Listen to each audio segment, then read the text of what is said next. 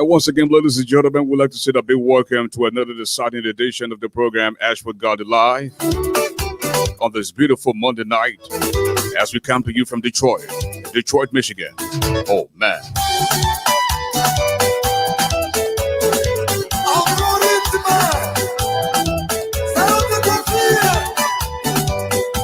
Tonight we have with us via satellite the Minister of Public Works, Republic of Liberia, and former Senator of Sando County, MOBOTU VLAH in the building. Oh, man.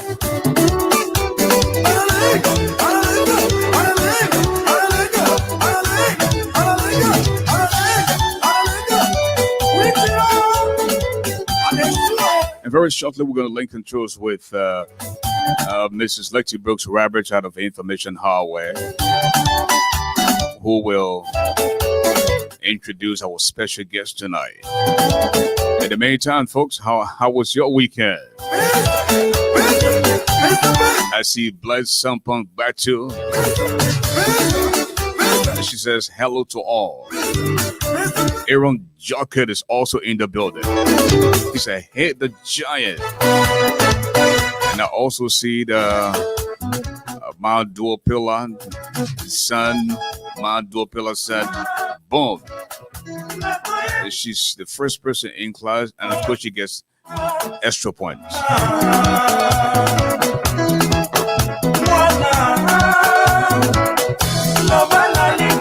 I just saw the minister trying to make some type of adjustment for his great appearance. So sit back, relax, grab something to drink, invite a few friends, and of course, get the popcorn rolling tonight.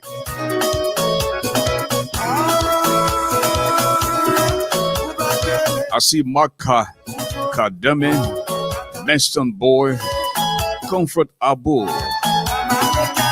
Tienkiat Boto is also in the building. Amshon Band. Lot of folks in the building tonight.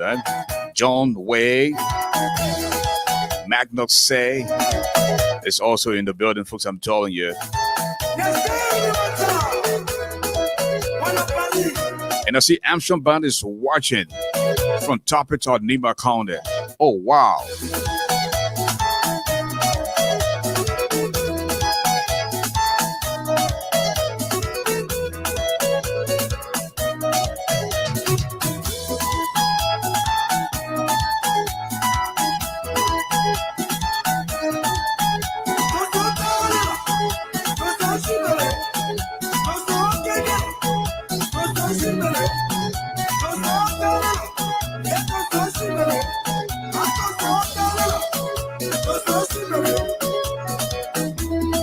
Marie Potter is in the building.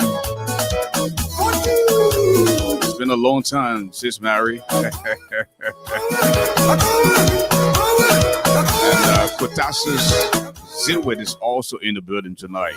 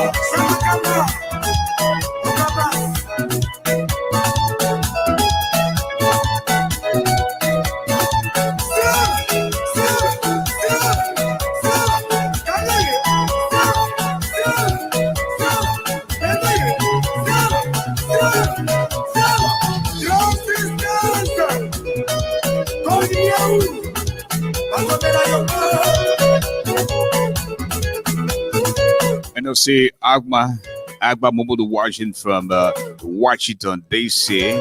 Margaret Ed Mapo Dawson is also in the building. John Akwe. What's happening tonight? Sylvester Dorr. They're saying that now you know, man. Miles Dillon's son. The giant, he says.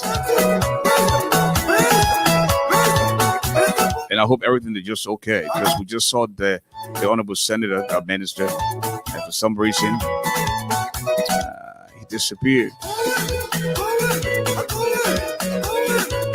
Whole AEC is not trying anything funny tonight. John Louis said is in the building. How you doing? He says tonight. Well, let's say a big thank you to all of the hardworking producers, executive producers of British Radio Africa.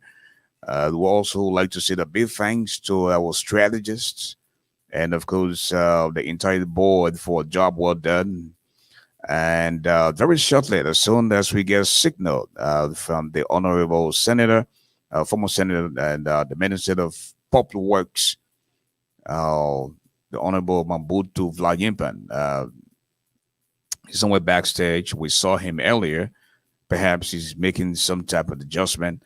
So as soon as we get a signal from him, we will bring him live. In the meantime, folks, share the video, share the page as we get ready. I know you have a lot of questions for the Honorable Minister tonight, right? So just keep the faith, all right?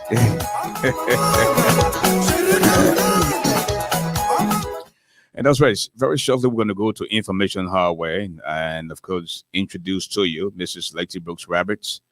And after we introduce Mrs. Roberts, she will come and introduce our special guest tonight.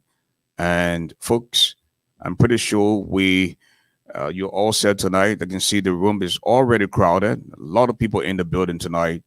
And again, I see May Koto Blessing, Rafael and Man, ASHFORD the Giant, all the best, he says. Koto Balayan is watching from New York. Okay, the senator is now here. I see him in the back there. But let me go to Information Highway and introduce to you Mrs. Letty Brooks Roberts. Mrs. Roberts, hello. Welcome to the show. Yes, good evening, Mr. Garley. How are you? Good. I'm too blessed to be stressed as always. How was your weekend? My weekend was great, thank you. And how was yours? Well, fantastic. Well, now to take your time, we see the Honorable Senator, Minister, all seated. So why don't you go ahead and do that quick introduction? Okay. Well, first we want to welcome our guests and our listeners. Welcome to another evening, a great Monday evening of British Radio Africa with your host, ASHFORD, the Giant Garley. We are coming to you live tonight from 3 major platforms. That's Facebook Live, aka Bridge TV, Bridge Radio Africa YouTube channel, and bridgeradioafrica.com. Thank you for choosing Bridge TV as your choice of information and entertainment. As you know, we have the headliners, and we ask that you please be respectful of each other. Please be respectful of our host and also be respectful of our guests. What you write is just as important as what you say. So please, let's all have a great evening.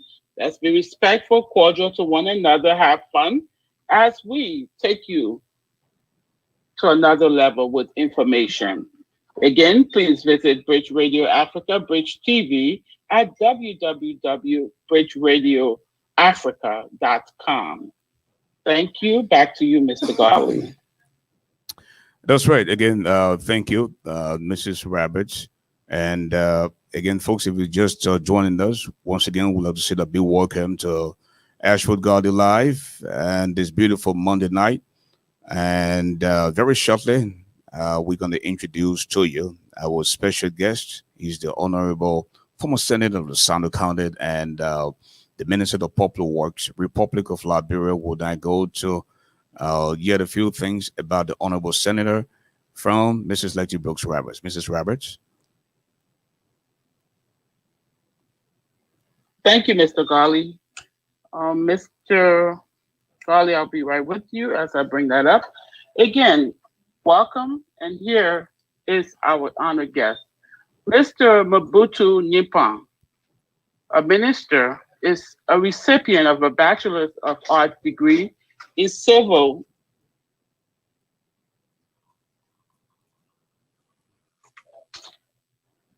from the T.J.R.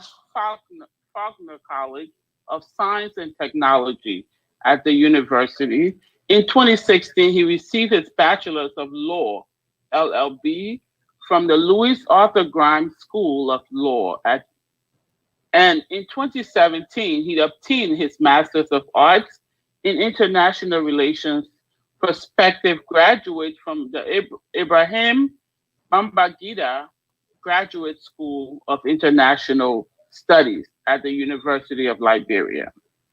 Minister NYENPAN is one of Liberia's committed civil servants who has spent more of his life contributing to the growth and development of Liberia and improving the lives of its citizenry. As his academic background flipped into civil engineering, his placement at the Ministry of Public Works will indeed infuse in more dynamism in the performance of the very important government institution for the huge benefits of Liberians who over the years have been opting for improved farm to market roads. Due to his commitment to the well-being of his fellow compatriots, the new Minister of Public Works in 2006 was elected to the Liberian Senate as senior senator for the people of Sino County, the southeastern part of Liberia. He served his people of Home County from 2006 to 2015 diligently and patriotically.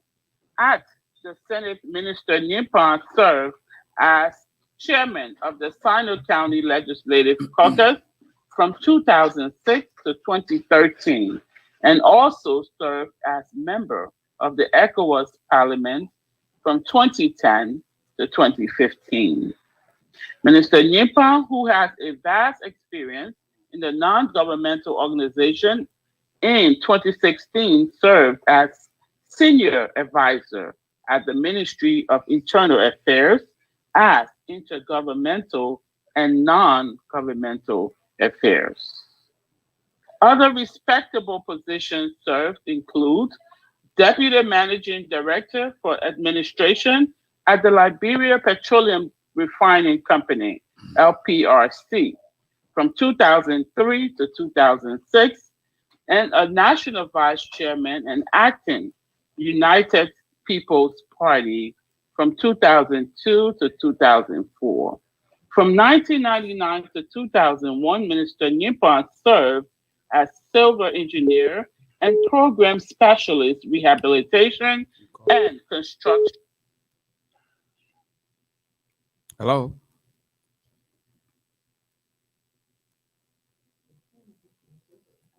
I'll tell you. What since I don't know what happened from color, but just like that, we just want to, as you can see via satellite, here goes the Honorable Senator and Minister of Public Works, the Honorable MOBOTU VLAH NYENPAN. Honorable Minister, hello and welcome to the show.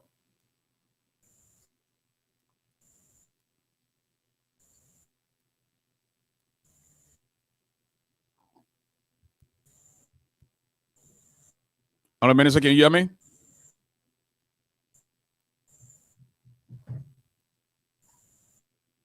We seem to be having some audio issue here from his end.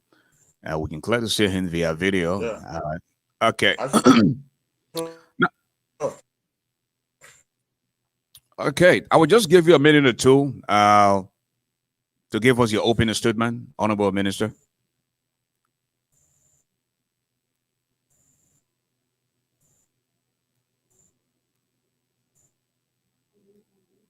Jeez, he's not on mute. they has a big connection issue. The internet is. I know I'm talking. The problem is coming from my end there. I don't know, not from his end. Um, he probably going through the connectivity problem from his end. Hope that we can have that fixed. See what? God, concentrating.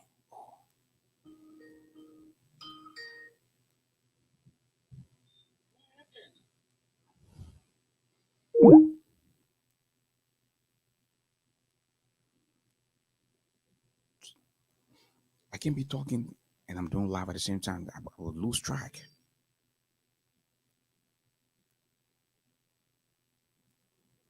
So I like to be myself when I'm doing the program. Distraction.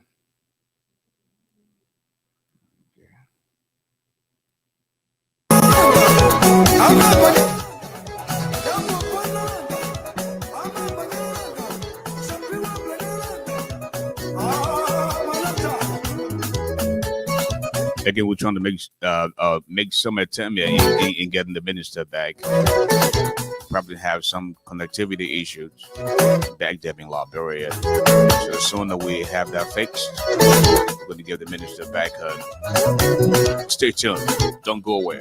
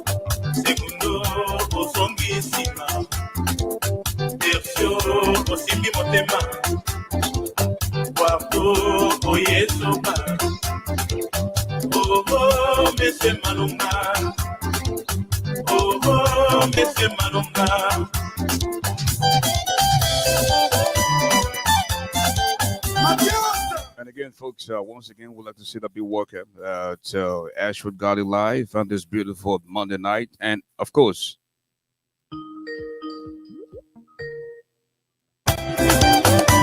I just want to warn you, my brothers and sisters here tonight. You are going to have to be respectful on this platform. Please respect the platform, respect our guests, and this is nowhere you want to come and say things that are not in line with our platform. You don't know what we go through to bring these people on our platform. You want to be rude, you can do so on your own platform, but not on this platform. You will certainly be blocked if you do that.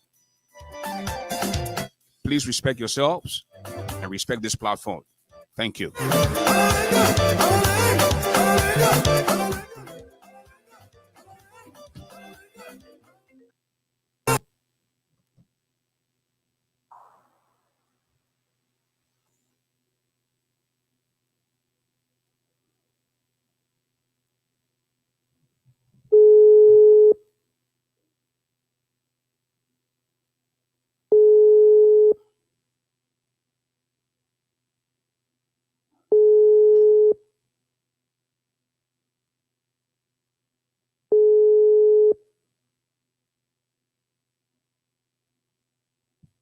Hello. Hello? Yes, Honorable Minister, hello. Welcome to the show. Since we can't get you through via video, I think we just do the phone, which is a lot more better right now. Well, again, I would just ask you to, within 1 or 2 minutes, yeah, we're live now. 1 or 2 minutes, just give us your opening statement, Honorable Minister.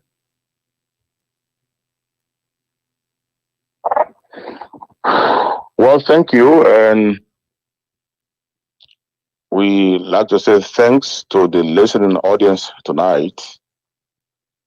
It's unfortunate that we cannot use your traditional modes of holding these conversations tonight, but by and large, we are very elated that we can be on your platform tonight.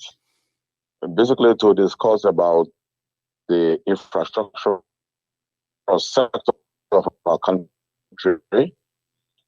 at this critical juncture, and to listen to our people to them as to their own advice, their own recommendations as to how we should navigate, superintend the infrastructure sector of our country. Like we said always, that is always committed to transforming the infrastructural landscape, and we cannot do this alone. So we are open to suggestions, we are open to discussions. And also, this platform tonight should be an opportunity for us to inform our people about what this government is doing in the infrastructure, what is happening right now, and what are the plans for the future in the 6-year tenure of this administration. So thank you for having us, and we are prepared to discuss the issues. Okay. Now let us just get straight into it. How many road projects have you started and completed since you became Minister of Public Works, and how many kilometers or miles of roads do that represent?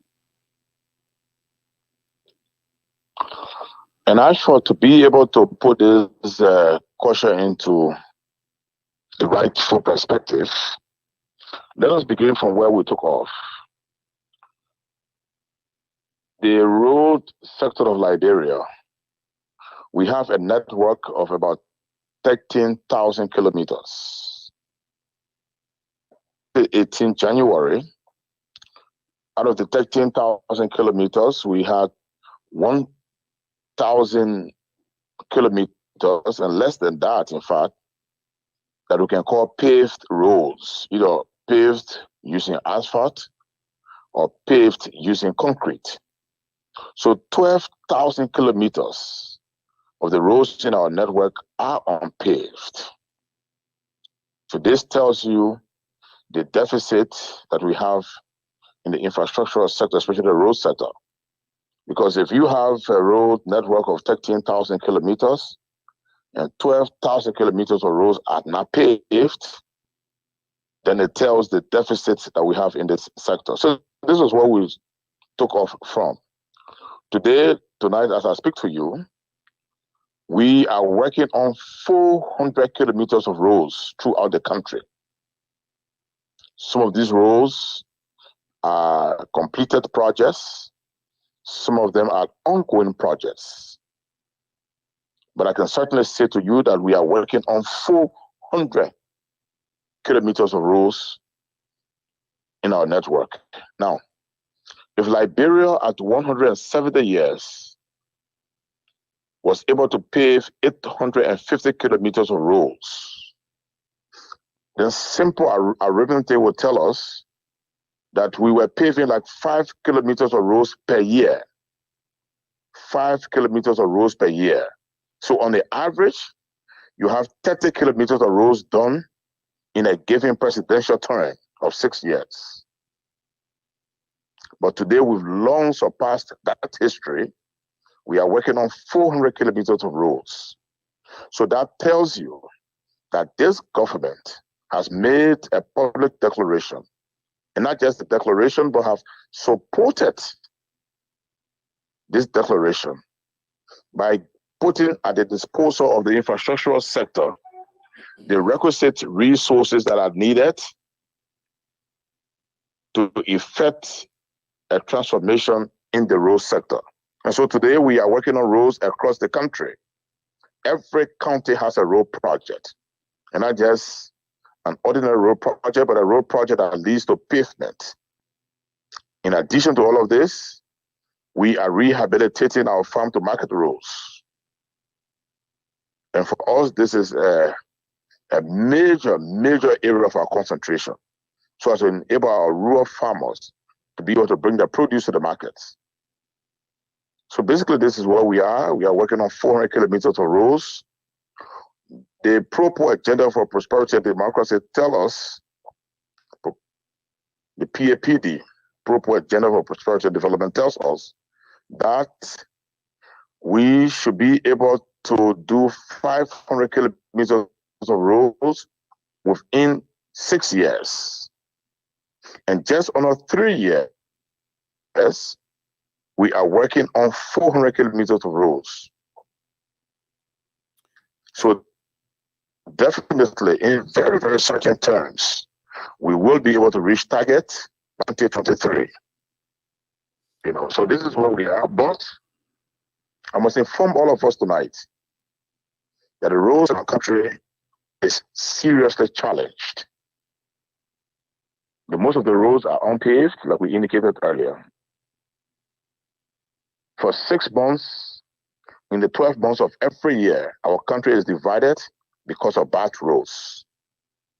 So it is this decadence that we are trying to address by opening up the roads between Gantad and Zwedru, between Zwedru and Fishtown, between Fishtown and Harper, as well as opening the road between Buchanan and Cestus, Cestus and Greenville, Greenville and Barclayville.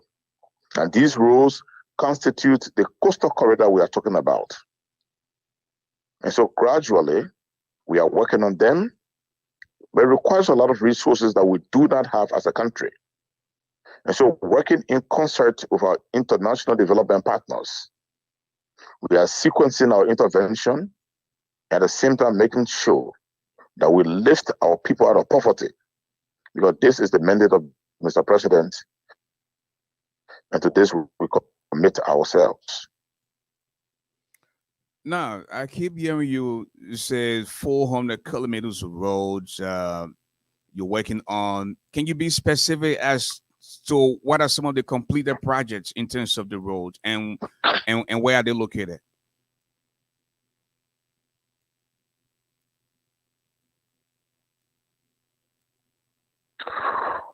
For example, ASHFORD, let me name the major projects before we come to the community roads. The road between Fishtown and Merritt Hospital, that road is about 130 kilometers. And then also from Harper to the Kavala Junction, which is about 16 kilometers. So it takes about close to 140 kilometers. That road is about 80 to 90% completed. So those are kilometers that we have on our belt in terms of completed road projects. We also have the project between Ganta and Yekipa. As we speak, pavement is ongoing on this road. ASHFORD, and this road has a history. The Ganta to Yekipa road, this is the road that was used in the past to transport some of the most valuable resources of our country. Josephine was operating in Nimba. And sadly enough, we were not able to pave the road between Yekipa and Ganta. It had to be this administration to take up that mantle to be able to pave the road between Ganta and Yekipa. And that project is ongoing. In addition to that, the road between Banga and Salaye, that is in the central part of our country towards the northern region, that road is ongoing. We have also additional secured funding. When the road gets to Salaye, that fund will be used to take it to Konya and from Kent to Vonjima. So that road corridor between Banga and Vonjima We have the funding in the country, and the project is ongoing as we speak. Also, in addition to that, we have the San to look at road project. You know, this road leads to the Côte d'Ivoire, which borders Liberia. And if you have ever traveled from Côte d'Ivoire to Liberia, you know what I'm talking about. Between Côte d'Ivoire and the border point, the road is paved. Once you get to the Liberian side, the road is not paved. And so that's for you. Again, that is a little over 48 kilometers. That's in that we have. Then we talk about community roads. Even in Monrovia, we are building a new 4-lane road between Coca-Cola factory and the EW junction, passing through red light. That project is ongoing and is being funded by the Liberian Reconstruction Trust Fund, working in concert with government. Also, in addition to this, the Rabat International Airport Road. You know, this road is the gateway to our capital city. This road is the road that leads from the airport to Monrovia, the capital of the oldest African independent republic. And this road has not been representative of our country. And so past leaders have talked about it. I recall Samuel Doe talk about it. Before Samuel Doe, William Aratomo talked about Samuel talked about it. Charles Taylor talked about it. Ellen Johnson Sirleaf talked about it. And all of them had the intention to fix the road, to reconstruct it. But solutions were not transmitted to it. And so today, Mr. President, His Excellency George Manneh, we are happy that not only will we talk about this road, but that we will implement it. So as I speak to you, the 48 kilometers of the road between RIA and the Ewa Junction is being implemented by this administration. In addition to this, excuse me, we have the coastal corridor we've been talking about. And actually, I must inform our listening audience that road works are very, very expensive. The budget of our country cannot accommodate and adequately respond to the decadence and the deficit in this sector. And so we've been working with our international development partners. And that is why the coastal corridor now is going to be kicked off from Grand Crew County towards Sino, and also from Buchanan towards Cestus, who already have funding for these projects. So yes, the coastal corridor with assistance, a loan assistance from the African Development Bank, that corridor reconstruction is going to commence from Barclayville towards Sino. And also with financing from the China Roads and Bridges Corporation. We have funding to be able to do the segment of the road from Buchanan towards Cestus. So yes, the coastal corridor is on course, and actual caterpillar works, civil works, will begin in the first quarter of next year. We are hoping to begin it in the last quarter of this year, but because of COVID, we'll have to push it up to the first quarter of next year.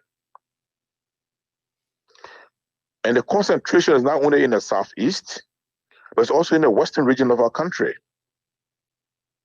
In Grand Cape Mount County, for example, between the town of Medina to Robertsport, which is the capital city of Grand Cape Mount County, we are executing a road pavement project. Finances have been secured. The procurement process is in its final stages, and we are just waiting for no objection from the PPCC, that is the Public Procurement and Concession Commission. Once we have that, we'll begin the Medina to Robertsport roads.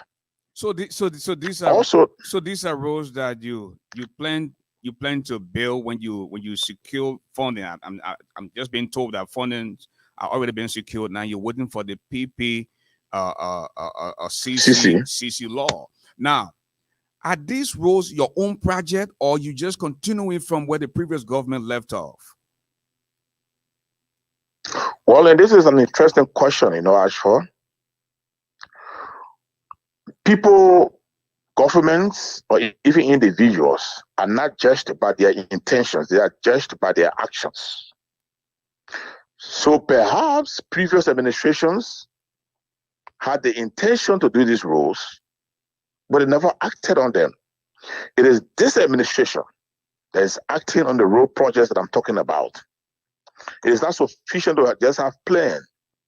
It is not sufficient to have blueprints. You can have the plans, you can have the intention, you can have the blueprints, but once those intentions are not translated into practical actions, then you cannot expect project implementation. So this administration is putting into motion what our intentions are. But I must clearly say to you that no previous administration left a dime in the coffers of our country for road construction works. So they may have thought about it, they may have had these good intentions, but President Weah has gone beyond intention. What he's now doing is action, actually practicalizing what the intentions have been. And for us in this government, especially in the infrastructural sector, President Weah has dictated and has mandated that no matter who started the project, no matter who had any dream about any project, once these projects are in the interest of the Liberian people, we'll pursue them and we'll execute them. Because government is continuity, but it beats my imagination that people would think that previous administration had the intention to do these works. But once the intention was not practicalized, people are judged on the basis of their actions. And who's taking the action under these circumstances? It is His Excellency, our President. No. And so we commit ourselves to connecting our country, to building additional community feeder roads. And through all of this, we can bring relief to the people of our country. And not only are we using contractors who are not of Liberian origin, I can say squarely that for the first time in the history of this country, we have more Liberian construction contractors involved in the implementation of our road projects than at any other point in time in the history of our country. This, again, is a significant development. Now, Honorable Minister, because Mr. President said on day one that Liberians will no longer be spectators in the economy of their country. And the only way we can make that become true is to empower Liberian local contractors. And this is what we've been doing. The records are all over the place. The Association of Liberian Construction Contractors has even congratulated us for the affirmative action that we have taken to empower Liberian contractors. Now, speaking of Liberian contractors, now all those road contracts follow the PPCC Commission law? Oh yes, ASHFORD. We we will never award any project to any contractor without a no objection granted by the PPCC. Because if we were not to do this, it will be a violation of existing laws, procedures, protocols, and requirements. So I'll just tell you where the Medina Rawasfos Road, I'll tell you where the Buchanan to Cestos Road. All of these road projects, as we speak, are now before the PPCC, to check the level of transparency that went into the selection of the contractor. Now, to ensure that, Mr. Minister, yeah, you are also being accused of awarding contracts to companies without going through the bidding process as prescribed by the PPCC law. Please respond to that. actually, my only response would be I challenge anybody, dead or alive, to just point to one road project that we have awarded to any company in the absence of following the PPCC process. How can we do that? I'm not only an engineer myself, I'm a lawyer. I'm not going to flout our laws, especially when I'm Minister of Public Works. I'm not going to do that. So if anybody would do us the favor, do you the favor, do me the favor, to just point to one road project. Sometimes, ASHFORD, people make these wild allegations from their fertile imagination. That's all I can say. Now, but how do we do that? For what purpose? Absolutely not. Okay. Now, Mr. Minister, we also learned, earlier you touched on the RIA. We learned that the RIA highway project has begun. Now, pretty tell us, who won that contract and how is the road project going and when will it be completed? We are hoping, with all things being constant, that that project will be completed by 26, completed and dedicated by 26 July 2023. This was a declaration that the Ministry of Public Works made during the groundbreaking ceremony of that project. Of course, yes, since then we've had some interruptions, especially from COVID-19. But irrespective of that, we are still targeting that time frame. Irrespective of that, we are hoping that we can work with our contractor to push them so that by 26 July, we can have a new RIA road, not only reconstructed, but expanded as well, with all of the best standards and with all of the internationally accepted features for road safety, etc., etc. Now, before the RIA road project, we heard about the much talk about coastal highway project. What happened to the coastal highway project, Buchanan to Greenville, launched by the government of Liberia? Well, this administration emphasizes the commencement and implementation of the coastal highway project.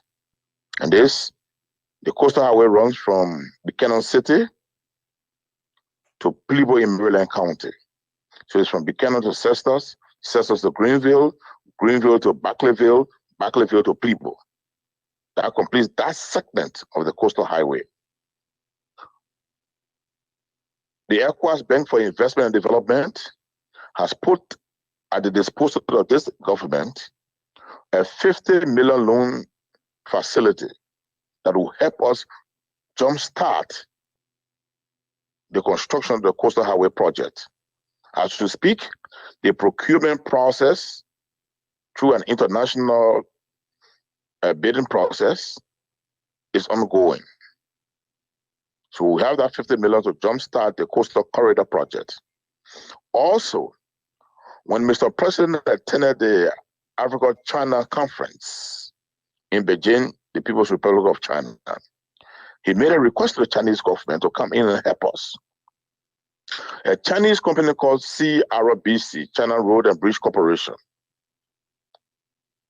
also has the project to pave the road between Buchanan and Cestus.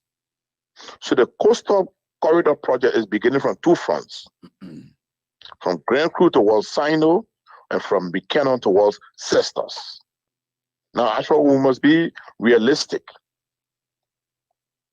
We must be honest and truthful to our people. The construction of the coastal corridor requires a lot of money. Money that we do not have as a country. And that is why Mr. President is reaching out to international development partners, to lending institutions. In other areas, we failed in attracting the resources. In the other areas, we succeeded in attracting the resources. But we are not afraid to try.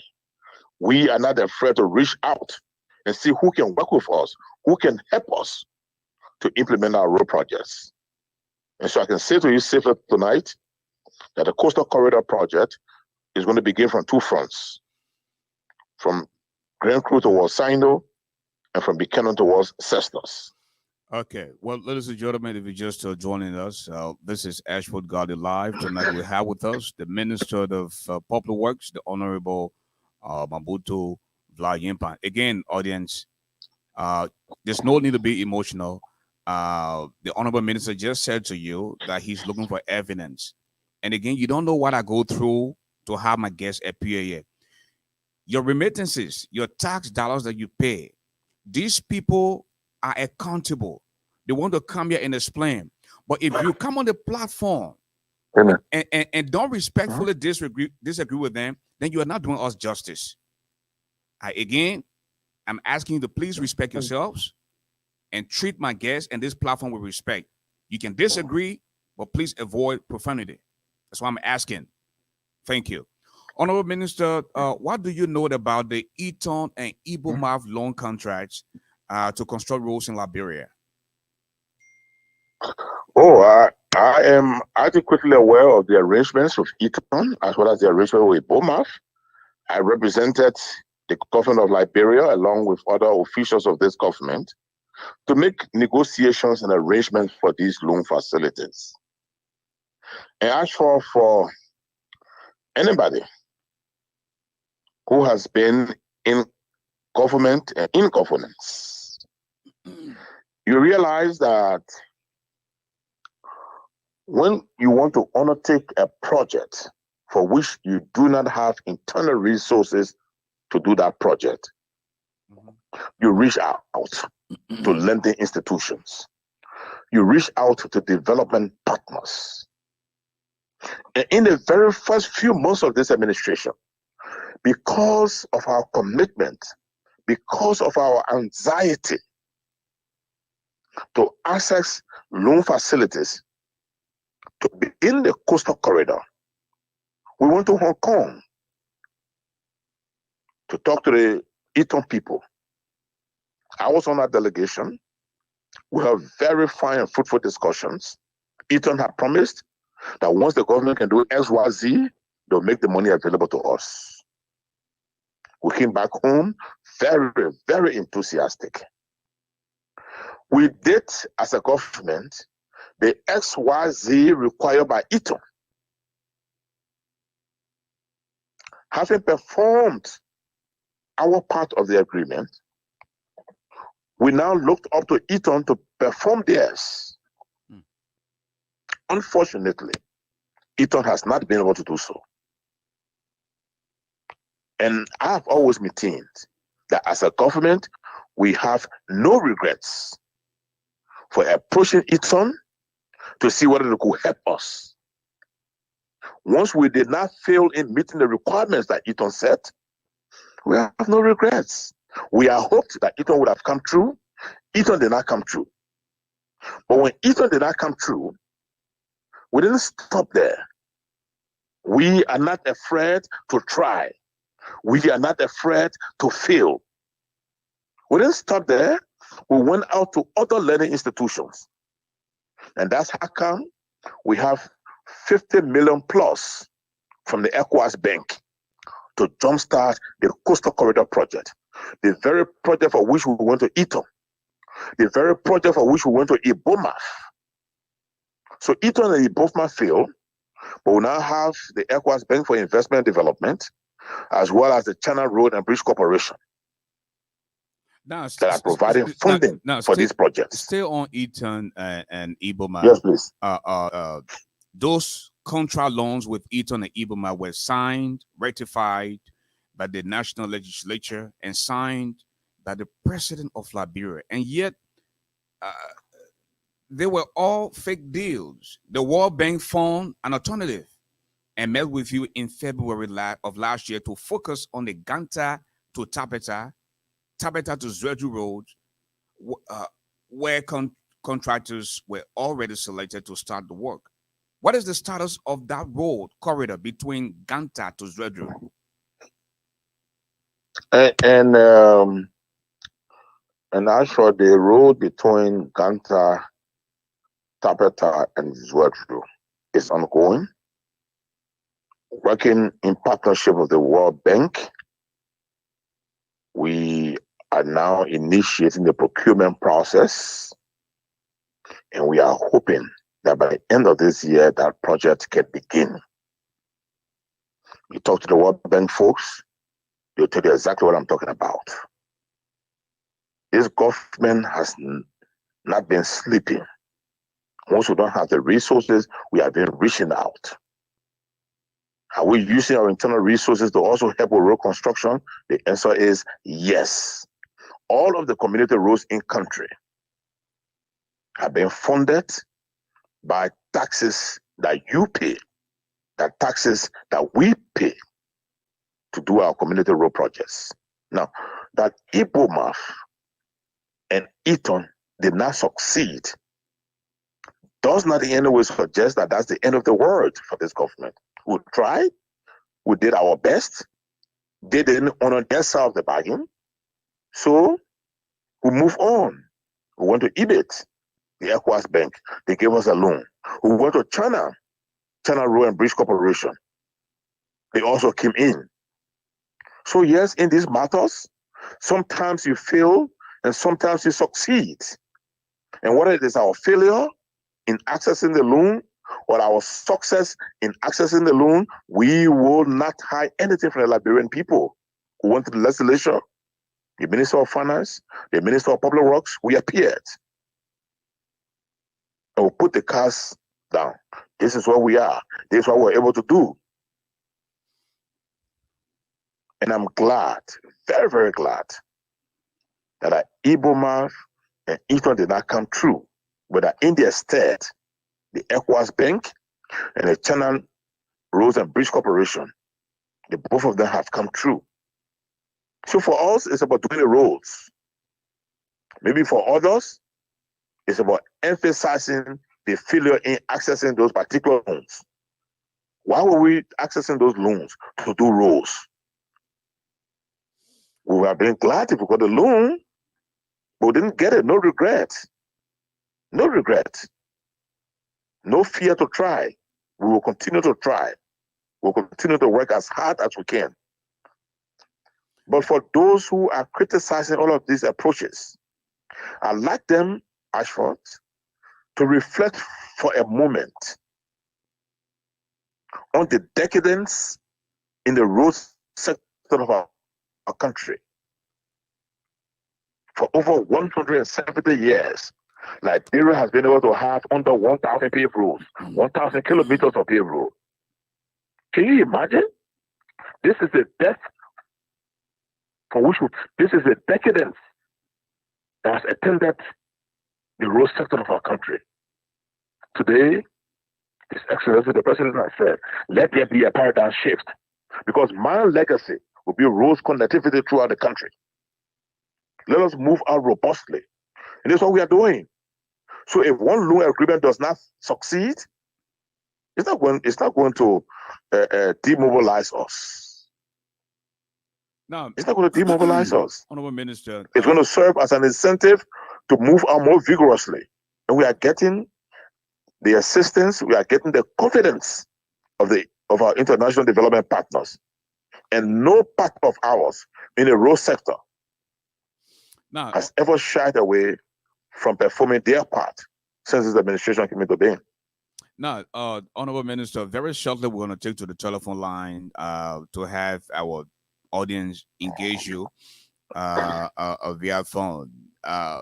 You talk about the tireless efforts from you and this president in roads connectivity in the entire country. Now, please tell us the status of the road work from Tottenburg to Bopolu in Bomi, and from Bakpolu and Bakpolu counties? In the western region of our country, we have two major road projects. One of the projects is the road from Medina to Rabos Post, which is a little over 42 kilometers. The other is the road from Tottenburg to Bopolu, which is close to 50 kilometers. In both road projects, we entered into negotiation with a South African lending institution. That institution has agreed to put at the disposal of this government the resources that are required to do these two major corridors. But we are sequencing their involvement. Because again, as a country with a responsible leadership, we cannot just keep borrowing and borrowing and borrowing and borrowing because we want to do roads. We have a window for borrowing. We have limits for borrowing. And so of those two projects, we decided to do the Medina to Rabos Post project first. And once that is successfully implemented, then we move to the Tottenburg Bopolu project. Now, Ashford, what we were not able to do as a country in 170 years, we cannot do to our country in 3 years. Or we cannot do for our country in 3 years. 170 years, we pave under 1,000 kilometers. In 3 years, we cannot redress or we cannot address the deficit in this sector. But what we can assure is that we will make practical, substantive efforts that our people will see. And they will know that we are working to connect our country. Now, and if in the past, Mr. Minister, we had... Mr. Minister. Yes, please. Please. You can't take credit for some of these roads. Most of them were almost at completion when the government came in. Now, tell us the status of the road from Harport to Maryland to Fishtown in River G by the African Development Bank. And you know, I like to also throw out a challenge for anybody to name to me one road that was nearing completion when we came in. The only project that had advanced close to 50% when we came in is the road project between the Freeport of Monrovia and the Red Light, which is being done with grant aid from the government and people of the Republic of Japan. When we came in, the first phase of that road was completed. And I personally, with my deputy, had to travel to Tokyo, Japan within the first month of my appointment to consummate the arrangements with the Japanese government to do phase 2 of the road project. That phase 2 is going as we speak, and the entire road project will be dedicated in June, July of next year. By May, it should be completed. This is one of the major roads in our capital. So I challenge anybody to tell me that there are roads that were nearing completion when we came in as a government. And for some reason, if nobody wants to give credit, we must be objective and give credit.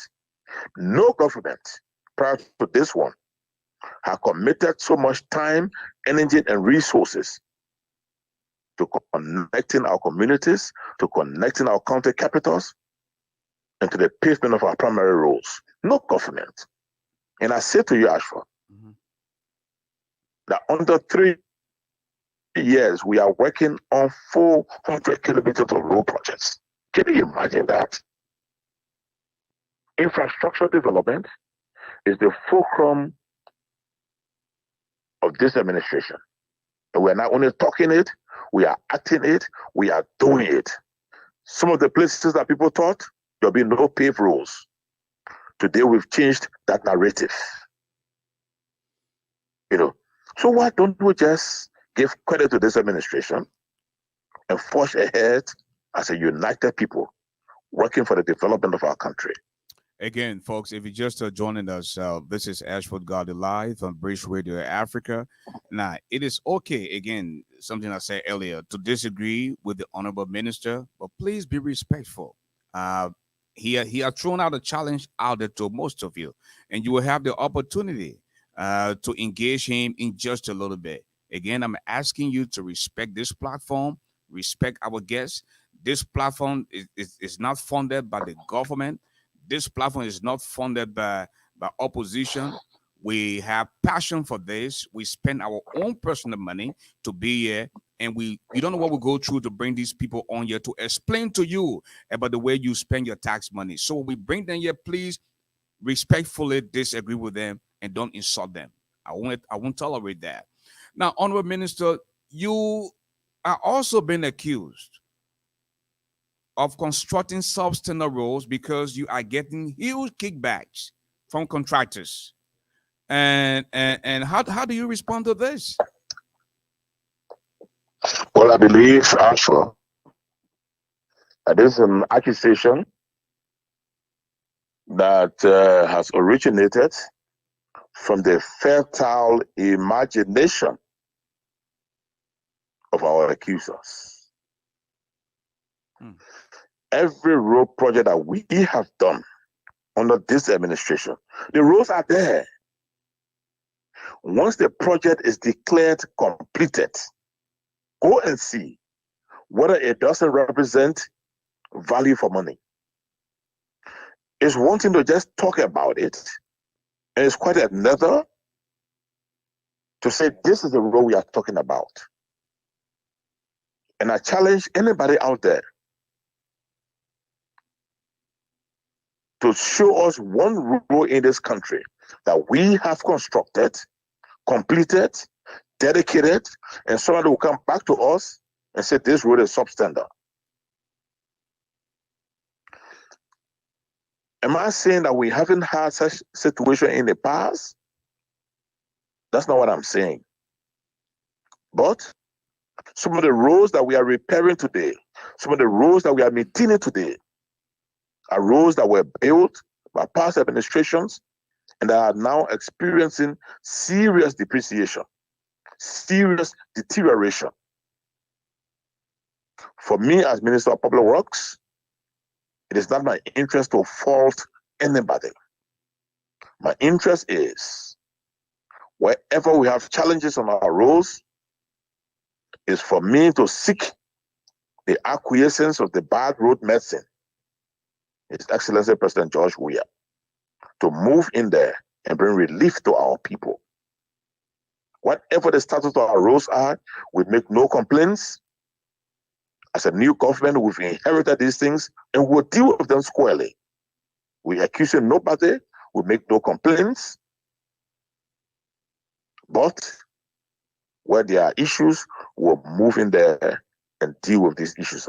As what I believe, as a lawyer, as an engineer, as a student of international relations, I believe this is the best way for any good government to proceed. Now, Minister NYENPAN, it is also alleged that you gave contracts to government officials and CDC party stewards who own construction companies.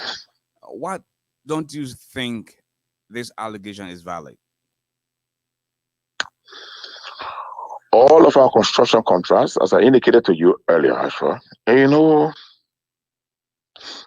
are a Liberian, I'm a Liberian. Sometimes we find pleasure in just accusing people, But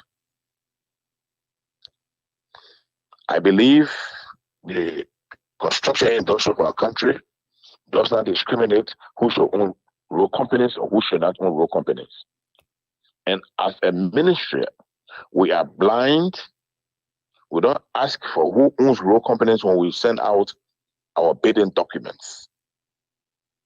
If we have a national competitive bidding process or an international competitive bidding process, we expect that companies that are registered under the laws of Liberia, companies that have met all of the requirements, the bidding process is opened. We do not select who should win in a bidding process. And whoever wins in the competitive bidding process, congratulations to that person. We don't go behind companies who own you, who doesn't own you, etc., etc. What we do, we provide a level playing field for all of the contractors to compete. For all of the contractors to compete. So we do not single-handedly choose who should win or who should not win. And like I said again,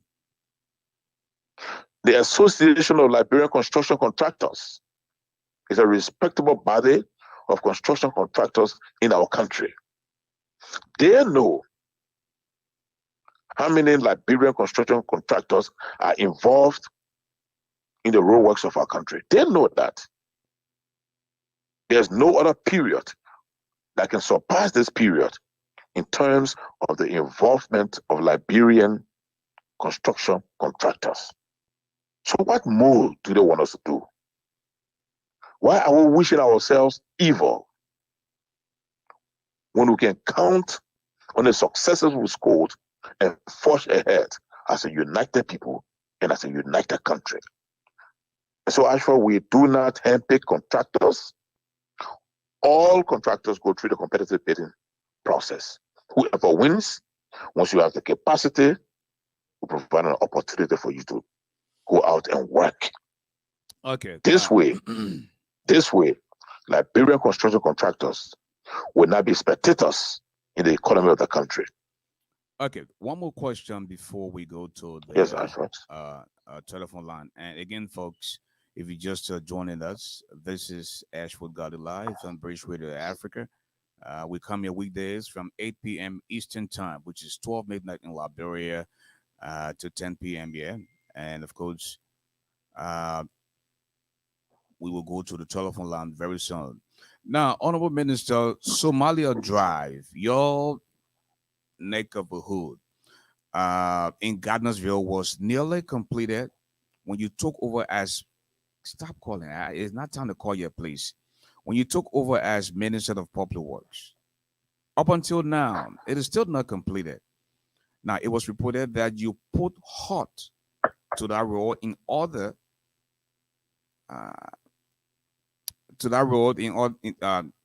stop calling, folks, please. When it's time for you to call, I will let you know. It's not time yet, please. I know you want you want to you want to engage the minister so bad, but hold on yet, okay? And it was reported that you put halt on that road and other roads started by previous government because your government would not be given the credit. How true is that information? You know, actually, I just told you that Mr. President has mandated that irrespective of the administration on which any project started, once that project is in the interest of the people of Liberia, once it will benefit Liberians, we will pursue it to its logical conclusion. And that very road is an example of what Mr. President is talking about. When we took over, phase one of that project was completed. We dedicated that phase one of the project. And we didn't stop there. Like I said earlier, I myself led a delegation to Tokyo, Japan, to consummate arrangements for phase two of the project. Phase one is the left-hand side of the road when you are leaving from Freeport to Red Light. That one was substantially completed under Mr. Selif's administration. When we came in, we even dedicated that one and broke grounds for the other 2 lanes on the right-hand side from Freeport to Red Light. And this was like in the 2nd month of this administration. So pray tell me, how can one say that we are putting stop to projects? How to say benefit this administration? Mr. President has made a public declaration that unlike previous regimes, we will stop projects undertaken by their predecessors. This administration will take to its logical conclusion any project that's in the interest of the Liberian people. And the Somalia draft is a classic example started by previous administration, and that we are continuing. When we're in Japan, we would have told the Japanese government, let's divert the resources to other projects so that the previous government would not take credit. But no, that would have been an irresponsible stance. So Mr. President said, let's continue with it. And today, as we speak, that project will be completed in April of next year. And it will be dedicated, I'm sure, around July of next year. So people should not just, from their fertile imagination, concoct issues or concoct stories. What will profit us? Absolutely nothing. So whether you had the intention to do it and you didn't do it, if it is in the interest of the Liberian people, we will do it. Whether you had a blueprint and you didn't do it, if it is in the interest of the Liberian people, we will do it. And this is the story of the roadworks across our country. And the people of our country, the people of Liberia, I shall tell you, are very happy with what is happening in the road sector. We are taking roads to communities that people thought would see no roads. The Doe community, the Lokintown Broad Street community, the Banjo community, the Vocal Mission community, the Gardensville Road Network, the Rehab community, the streets in Greenville, the streets in Barclayville, in Sasstown, the streets in Bangabong County, in Buchanan, Grand Bassa County, the streets in Bapolu County are being done. All of these road development projects are taking place in less than 3 years. So how much more do you want us to do in this sector? We cannot address all of the deficits, all of the gap in this sector. The many decades of decadence cannot be addressed in just 3 years. But in 3 years, we'll take substantive steps that you will see and say, yes, truly this government is committed to infrastructure development. Thank you. Again, that's the voice of the Honorable Minister of Public Works. And I want to take the time to say a big thank you to you, Honorable Minister, for staying on this late just to inform our people about happenings in Liberia. Why it is true that others might disagree with you, and you are about to hear them now. We are also cautioning them to please be respectful in your disagreement, as this platform does not tolerate you coming here to abuse, even when you disagree. Okay, now I also want to take time out to say a big thank you to our strategists, our hardworking strategists who have taken up time to work with us and in getting these folks to come on here. With that said, the number to call is 248-979-1718. That's 248-979-1718. And hello, caller. Tell us your name, please.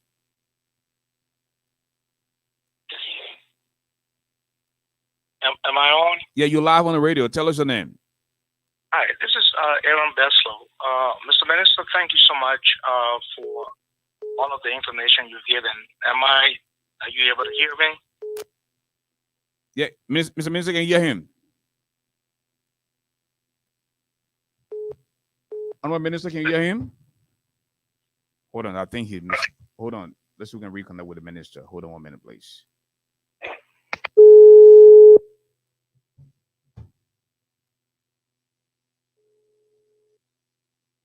Hello? Hold on 1 minute, please. Sure. We're trying to reconnect with the minister.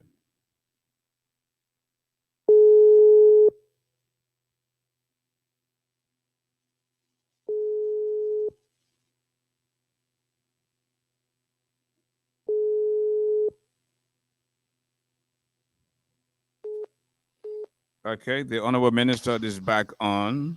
And Good evening. Mr. Minister, are you still there?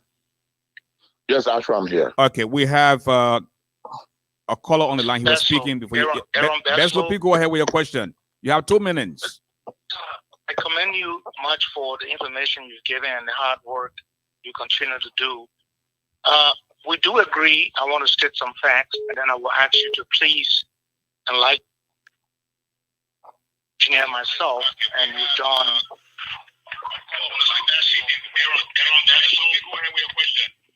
Yeah, and the question goes with Mr. Minister. Now, Mr. Minister, please have a low pad because I'm going to allow them to ask. Oh yeah, questions. Certainly I do. Okay. Certainly I do. All right, go ahead, sir. Go ahead, Beslow. Engineer by profession, and I've been trying to work and finding a way. You did state correctly that the road project is highly intensive equipment.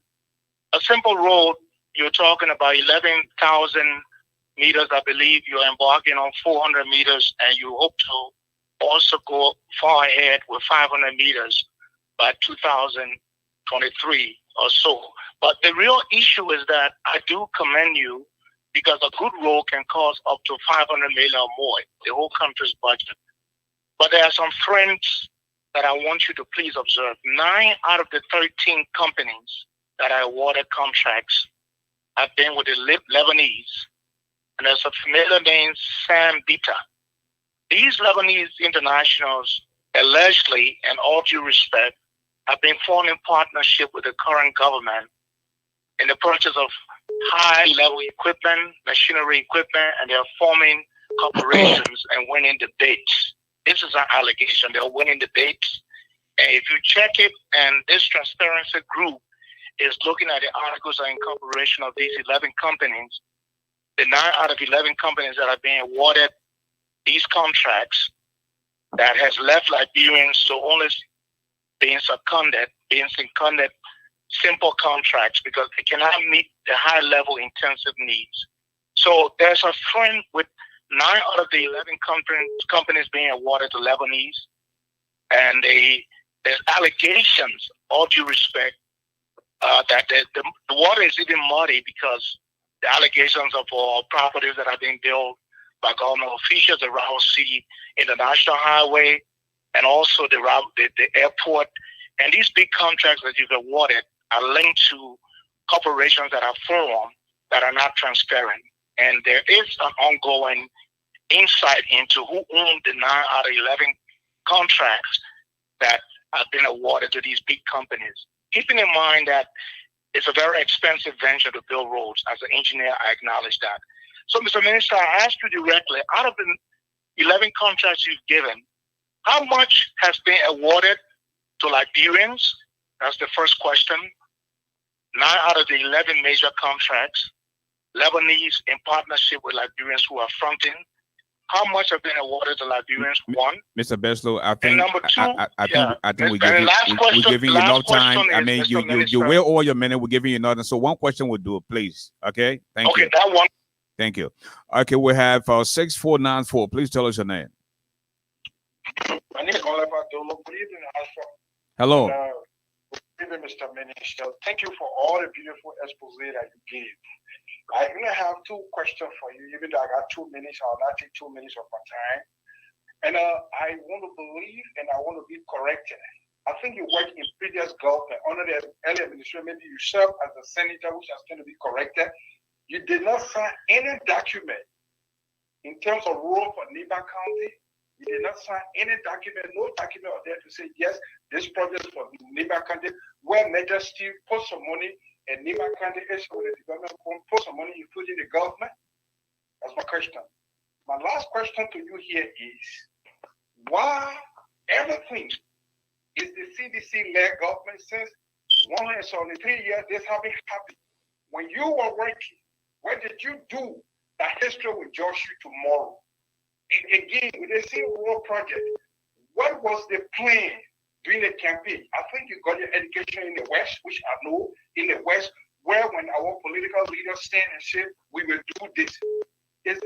Was the War project part of the CDC agenda, or the CDC agenda during the campaign with the present president we have, which he said in Kakata that he is there to protect Ellen Johnson Sirleaf? That is my question. Thank you, Mr. Minister. Thank you. We have a 774 number, 6568. The last 4 digits of the number. Tell us your name. Hey, it's Dwalu. How you doing, Garley? This is Ansu Dwalu. Hey, welcome. Honorable Minister. How you doing, sir?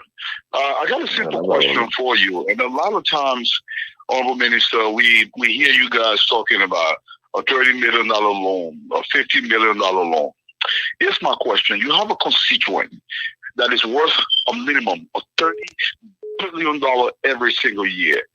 Why aren't you capitalizing on this? Now, obviously, you may not be the right person to answer this question, but I do realize you go to cabinet meetings and you can actually bring this up. $30 billion every single year minimum. You are not reaching out to this constituent. Some of these 20 million, $30 million, $50 million loans, they come with hefty penalties and fees and interest rates that we may not be able to take as a country. We can actually do better if we expand the budget. There's a better way to do that. We can actually triple the country's budget if you reach out to this constituent. There are ways that we have recommended to reach out to them. And I hope you can answer this question. How can we expand the budget to build more roads if that's what you're interested in doing? Why aren't you reaching out to this $30 billion constituent? Thank you so much, Mr. Minister. Okay, we have one more caller, and then we'll go back to the minister for some responses. We have Mr. George Lobo on the line from Arizona. George, hello and welcome to the show. Thank you very much, Mr. Garley, and I want to say thank you to the Honorable Minister, Minister NYENPAN, for coming in. But I want to get straight to the point here. Mr. Minister, I'm not only disappointed in your deliverance today, but it's sickening me to know that public servants, people who should come and give the people the facts, that you will sit on here and mislead, lie, and misinform our people. George, please do not use the word lie. Okay, he did not tell the truth. Okay. Sorry. Let me get to the fact. Let me put the facts on it. Here's my question. The minister proposed a challenge, and I sent it to you. The minister said he challenged any Liberian to name one road project that was in completion when they came in. The Fishtown-Harper Highway, the first phase was completed in 2014. The pictures are on the Ministry of Public Works website. It's there. And you asked the minister about roads that funding was secure. I want the minister to please state for the record which funding was secured from the Banga and the Common Road project, because he talked about how this government came in and then we begin the first payment of the Salahi Road. When I just posted also on this page the link, and I sent it to you, of the facts. Madam Ellen Johnson Sirleaf and then Kennedy George Weah in Banga City broke ground for the construction for the pavement from Banga to Salahi. So how can the minister come here today and tell us when that project began in 2017 and George Weah and Ellen broke grounds for that particular project? I want the minister to clarify on that for us. Thank you. Sorry for saying he lied, because you sent out a warning. I apologize for that. But that's my question. Okay, thank you, Mr. George. We'll now go back to the minister, and please hold on to your calls, and so that we can get some responses from the minister. Mr. Minister, go ahead. Thank you, Ashford, and thanks to the listening audience. You know, one of the reasons why I think this engagement is important is for us to be able to correct some of the misunderstandings, some of the misconceptions, you know, and some of the speculations that people take to be facts. I just first like to correct Mr. Beslow that when we talk about the road network, we are talking about kilometers and not meters. And you see that 9 out of 11 contracts that were awarded, and 9 were awarded to Lebanese. I don't know where he's getting this data from. I don't know which projects he's talking about. But again, I say to you, perhaps he doesn't know who the Minister of Public Works is. I say to you tonight, Mr. Beslow, that all of these are just speculations that are now grounded in facts.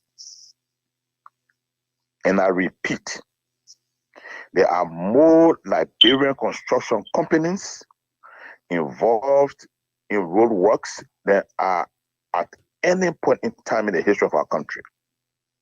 And there are no 11 contracts, none of which were awarded to Lebanese. This is completely false. Completely false. With no iota of truth. No iota of truth. BITA that you mentioned, BITA has no road construction contract. And I hope you are listening, and I hope that the others in the audience are also listening. BITA or BITA, whatever way you call it, has no construction contract that was granted under my administration, not even prior to my going into the Ministry of Public Works. Again, this is complete falsehood. The Ministry of Public Works, my office, the offices of the other officials at the ministry are opened. Just ask simple questions. Just ask simple questions. And then you get to understand this. BITA has no construction contract with the Ministry of Public Works. There are no non-Lebanese companies that are even registered with the government of Liberia to do road works, let alone to say that they have contracts. There are more Liberian construction contractors than non-Liberian construction contractors. And ask the Association of Liberian Construction Contractors. I'm not sure they will lie for me or for government. Maybe people are just imagining and they think that these things are happening. Additionally, people building properties, Beslow, it is not my place as Minister of Public Works to go around and be looking at who's building and who's not building. It's not my place. If you have information on that, say it. If people work, they want to build, whatever way they want to use their resources, they are at liberty to use their resources. And I have no qualm with that unless and until it is proven that those resources are ill-gotten resources. Let us just start pulling our country down. Let us just start pulling individuals down. I know public service is a difficult service. I'll just explain it to you, for example, Mr. Beslow. Now look, let us look at the depth from whence we've come as a country with 13,000 kilometers, 850 paved. That's no good news for our country.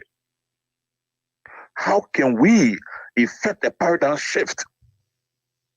For me, this is my preoccupation. So the issue about Lebanese is totally false. I again challenge you. Name the 9 Lebanese companies and the 2 Liberian companies in the 11 contracts that were awarded. That's not true. That's not true. More so, we talk about, and for me, let us not approach this thing with biases, with prejudices, and all of that. That everybody here in country is a rogue. That once you travel to the diaspora, then you are a saint. This is an unfair and unbalanced classification of your countrymen who are here on the ground serving. That all of us here, we are just rogues. We're giving our country to Lebanese, etc., etc.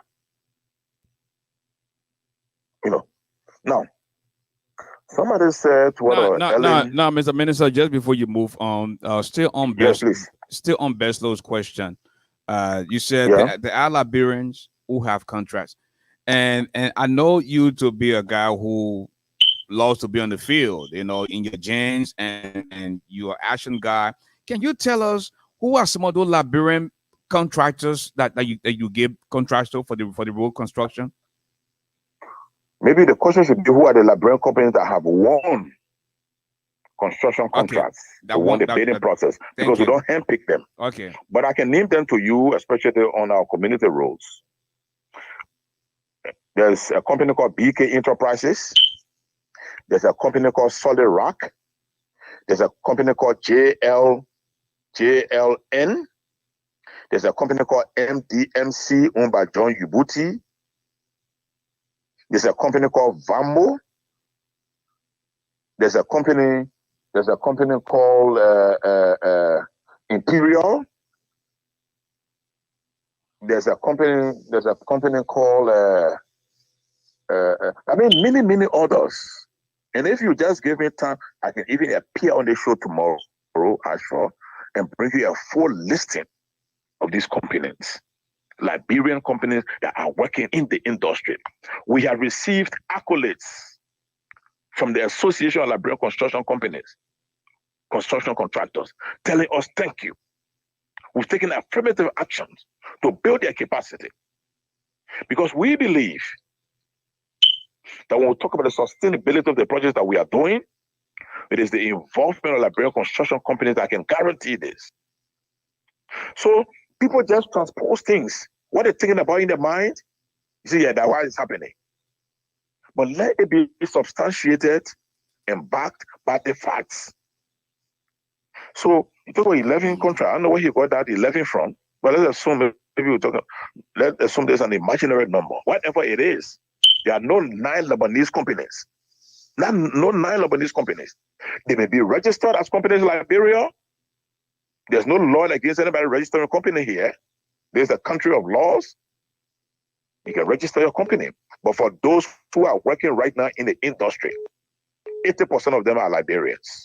So, Mr. Minister, the question earlier where people were concerned about you giving contracts or awarding contracts to people within the CDC. You mentioned John Ubuti, and John Ubuti has been the treasurer for CDC since 2005. So I mean, you're giving contract to your own people. Actually, I just told you that we do not handpick people to give them contracts. When you win your contracts, then I call your name. There are many other Liberian construction companies that have won and some have not won. It's a competitive bidding process. In addition to that, John Ubuti Company is perhaps the oldest construction company in Liberia, established under the regime of Samuel Doe. Should we now ban him from bidding for projects because he is associated with a political party? Come on, gentlemen. Come on. If the process in choosing John Ubuti is flawed, then state it. And I challenge anybody to state that. If we continue to grow with this attitude, then we'll surrender our company, our country to foreigners. Go to the Republic of Ghana. Who are those building Ghana? Ghanaians. I have thought that will be hailing Liberians, irrespective of their political persuasion. Liberians that are involved in businesses in our country. That's what we should be doing, instead of fighting hard to pull them down. But, again, we are not perturbed. I'm not disturbed at all, unless something wrong is done. But whether you belong to CDC, whether you belong to the Liberty Party, once you compete in a competitive bidding process and you win, we will award the contract to you. And so help me God. Let's move on to the next question I was asked. Go ahead. So the next question, talking about Ellen, whether she awarded projects in NYENPAN when I was in government. I served meritoriously as Senator of Sino County for 9 years. Not just senator, senior senator, for 9 years. And I'm not sure it is my stewardship that your caller wants to audit, because the marks of my stewardship are evidently shown everywhere in my county. As Senator of Sino County, I brought private sector investment to the country. When I became senator, there was no private sector investment. When I left, there were 3 multinationals providing employment opportunities for our people. But I don't want to delve into that. It's not my stewardship I want to audit. So yes, and I'm not just an absentee landlord. When I was a senator, I was an active, robust senator who engaged in discussions and in debate. There's no question, and it is not in dispute as to when the Mita project originated or when the Banga Salaye project originated. But perhaps what the court doesn't understand is, actually you can break grounds today. Breaking grounds, there's no implementation of project. So many grounds were broken before. The projects are still at the same stage at which they were when the grounds were broken. It takes courage. It takes fortitude.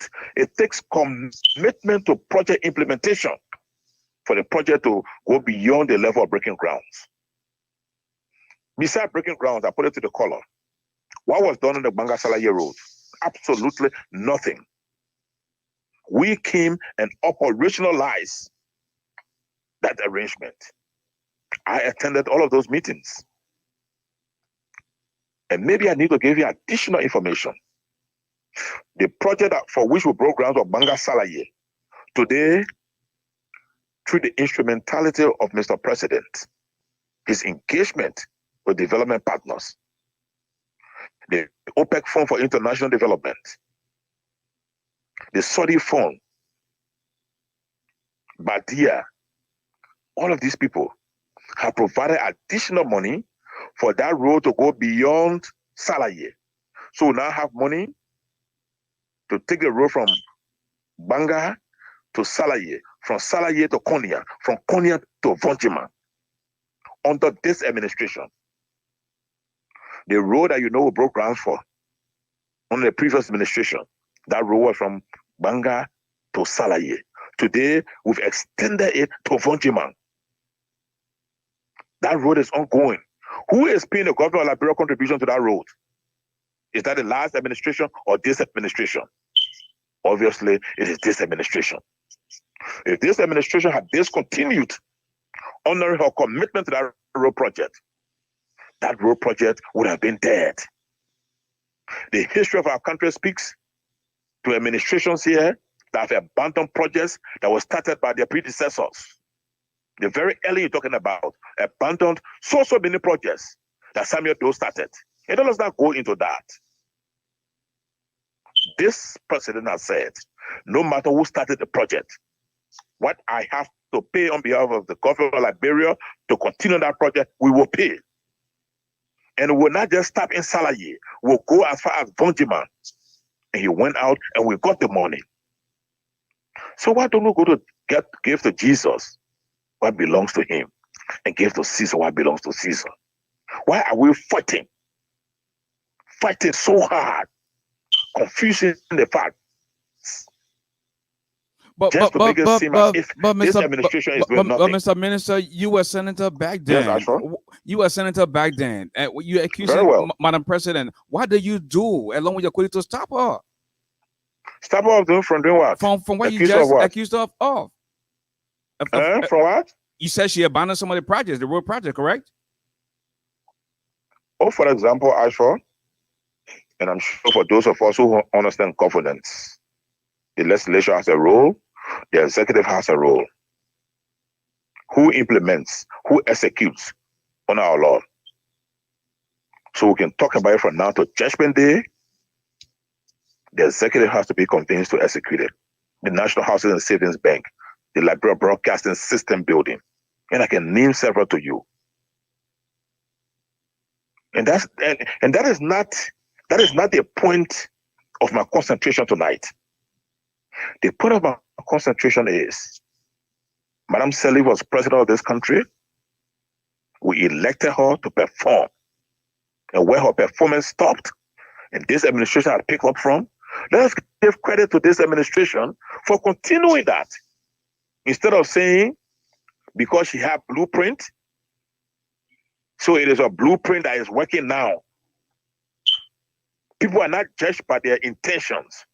As for you are judged by your actions. So have your intentions, have your blueprints. Once they are not practicalized, they amount to nothing. You know how many blueprints we have in the archives? We even have blueprints to build a new capital city. How far are we with that? How far are we with that? So let us start pulling one group down to exalt the other group. You've done your part, we are doing our part. And that's what I said. Give to Caesar what belongs to Caesar, to Caesar, and to Jesus what belongs to him. Let's move on. Then we'll talk about, Wallow was talking about capitalizing on a $30 billion constituency and all of that. He also mentioned Banga Medikoma. When I was at the University of Liberia as a student leader, we heard about Banga Medikoma Road. Don't talk about it. Taylor talk about it. Ellen talk about it. What did they do about it besides talking? What did they do? Today, I just told you, this administration has gotten funding to take it from Banga to Salaye, from Salaye to Konya, from Konya to Vonjima. I just concluded a meeting with the African Development Bank about their willingness to do from Vonjima to Medikoma. So it's one thing to talk about it, it's another thing to do something about it. So those who talk about it, we praise them for talking about it. Those who are doing something about it, we should also praise them for doing something about it. And this is the crux of my deposition tonight. This is the crux of it. So the argument should not be to put somebody else down.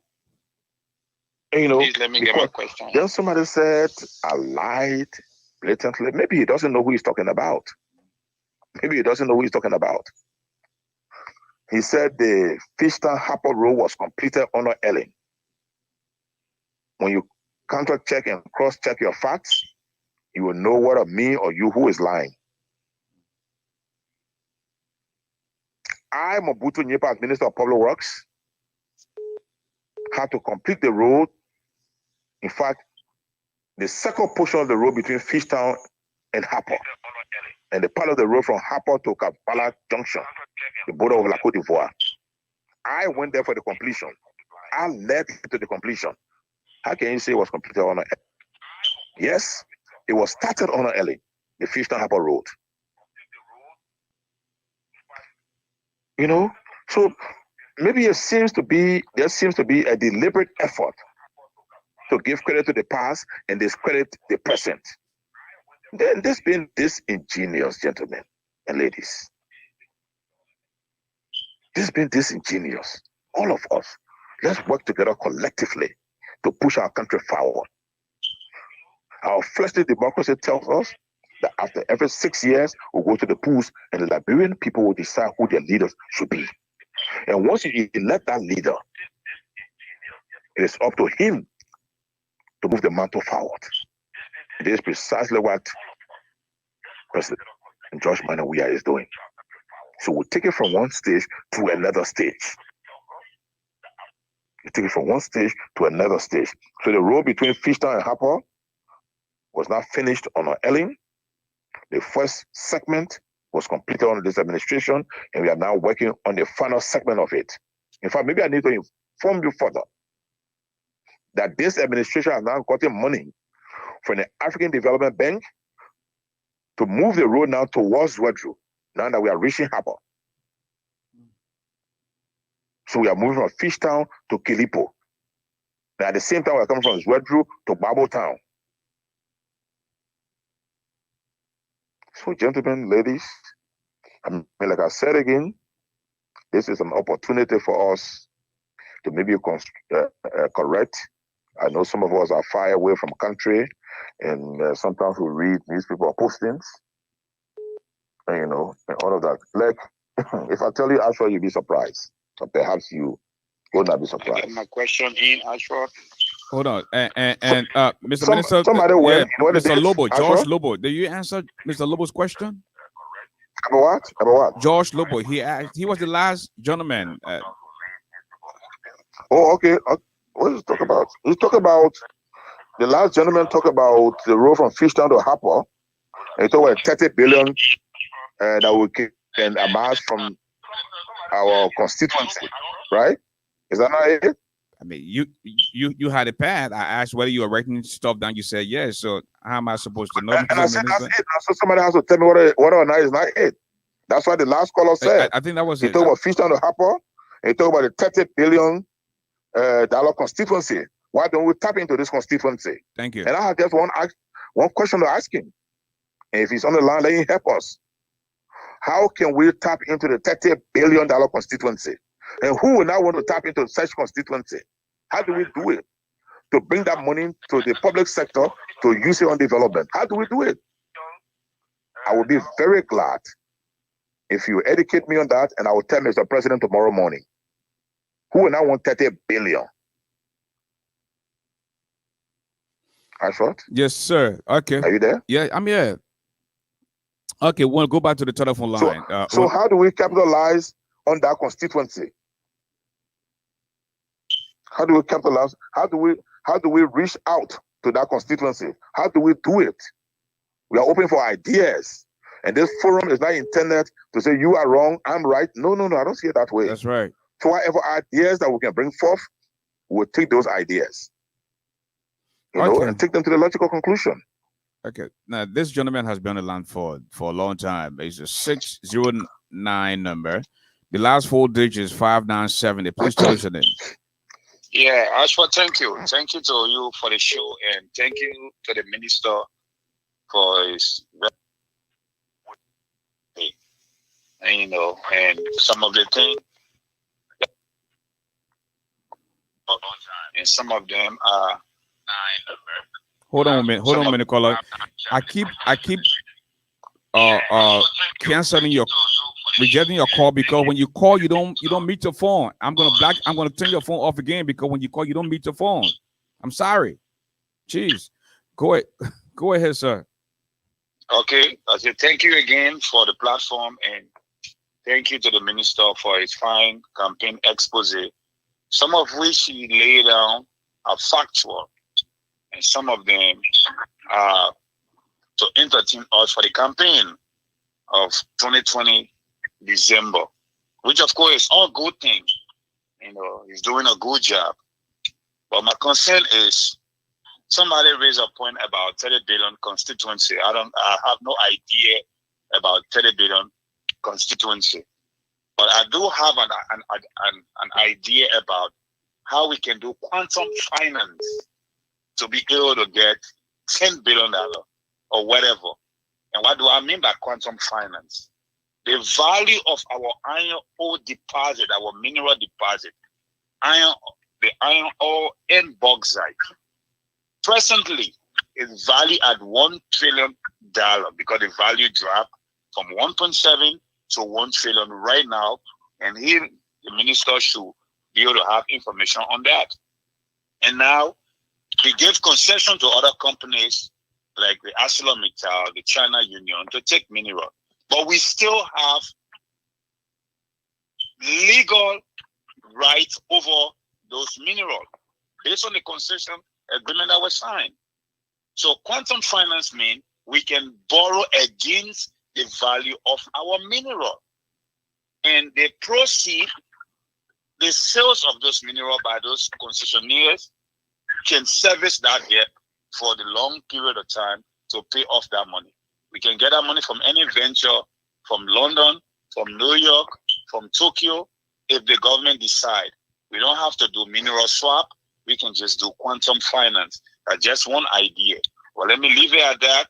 But my interest tonight is about roads in the Upper Corway and the Greater Monrovia or Moserado area, like the Louisiana in Upper Corway. Beside the quota that the road that is paved by the past government, what about the alleys? The alley going inward in those communities, in the Dixville, the Louisiana, the Johnsonville. What about those areas? What the minister has to say about that? How can those alleys be open? At least because people live in those areas. People struggling to get from those areas to get to the quota that is built by the past government. That's a good thing. That's a big success by the past government. Thank you, sir. You know, okay. Okay, we have 508 okay. 7149. Tell us your name. Yeah, Garley, how you doing? I'm Darling, who calling from Worcester, Mass. Hey, well, welcome to the show. Yeah, how you doing, Honorable Minister? I just got two questions. Like, I have observed all of the road construction in Liberia. There is nothing like entry lane or exit lane. Because one of the contributing factors to the so much traffic will get maneuver is because there is no exit lane. Say, for example, you're coming from Rawafee, going to maneuver right to the president's house there. There's you making a right to go to the president's house. There's a one car in front of you that's supposed to bend right, but because he got a red light on, and the other car that are going right, they got green light on, they can't go because that one car that in front of you that's supposed to bend right is a green light. He creating traffic for the rest of the car behind him because he got red light on, he can't go right. But if there was an exit lane where he's supposed to exit and he does not have to be in the lane of the car that goes straight, there will be no traffic. Everywhere in Liberia. Before you begin following, Minister. And your question, you still explaining so? No, I want to hear that last part. You see, everywhere in Liberia? I haven't, basically, yes. No exit lane, no exit lane. And my second question has to do with 3 lanes that you guys are building, that the Coman, this highway and that highway. Why would you got 2 lanes? What happened to that you got 1 lane going and coming? What happened to 4 lanes? What happened to 3 lanes? Why? Why can't you guys just build 1 good road instead of building bunch of sub-center roads in Liberia? Thank you. Thank you, Mr. Minister. You know, Ashford, I sometimes take pleasure in the academic part of the debate and of the discourse. And the brother who's talking about exit lane, who talk about the 4 lanes and all of that. Yeah, those are good projects. Very, very good projects. As for a country that has a budget of 500 million, which is far, far less than the budget of a community college in the US. These are all good ideas, very good ventures. Actually, the resources are just not there.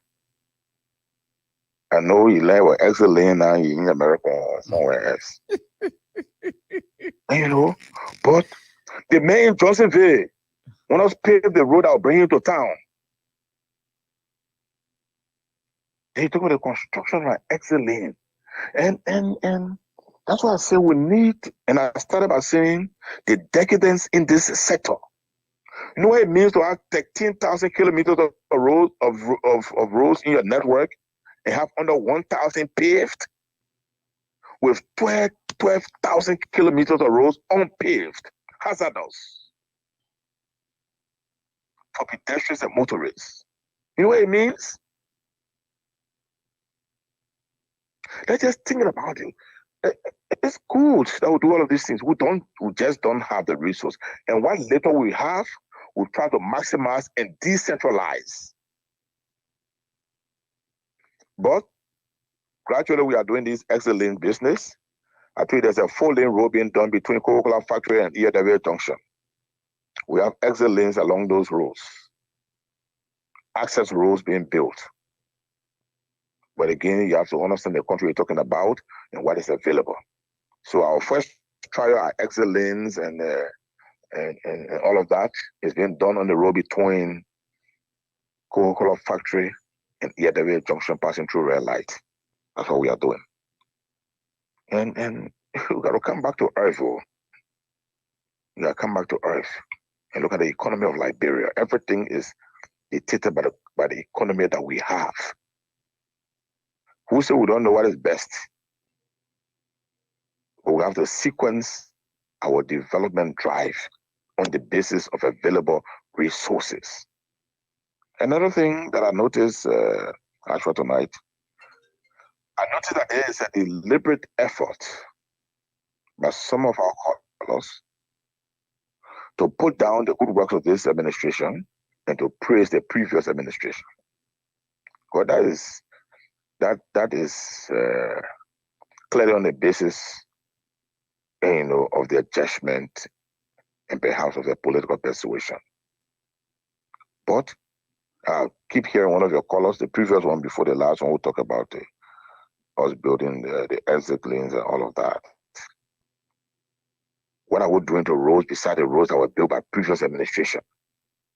You kidding me? If you are in the States, ask your people what's happening in Johnsonville. We are building a paved road in Johnsonville that is 50% paved. We built a new road in the pipeline community, in Logan Town, in Voca Mission, in Congo Town, in the rehab community, in the EWA community, in the Gardnersville Belt, Tusafi, Gardnersville Town Hall, Patient Shop, New Georgia Golf. New roads have been constructed in all of those areas. So if you get up and start asking me what happened in Louisiana, what happened in Johnsonville, I just like to also remind you that Monrovia is not Liberia. Now, Honorable Minister, do you care what's happening in Vubadi? Honorable Minister, I want to say something. But we are building these roads. I'm just coming. Also, we are building these roads. Upper Carwell, we are doing a bridge there. In Cruiserville, we are doing a bridge. In Dixville, we are paving the roads. In Banjo, we are paving the road. Again, gentlemen, we are analyzing 2.5 years of road works in a country that has 6 months of every year as rainy season. So let us put these things in proper perspective. Because this is important. I better talk about quantum financing and all of that. I'm not a student of finance. I'm a civil engineer. I'm a lawyer. I'm a student of international relations as well. But when you talk about swapping resource for infrastructure development or whatever it is, the concessions that we have existing, those concessions have agreements.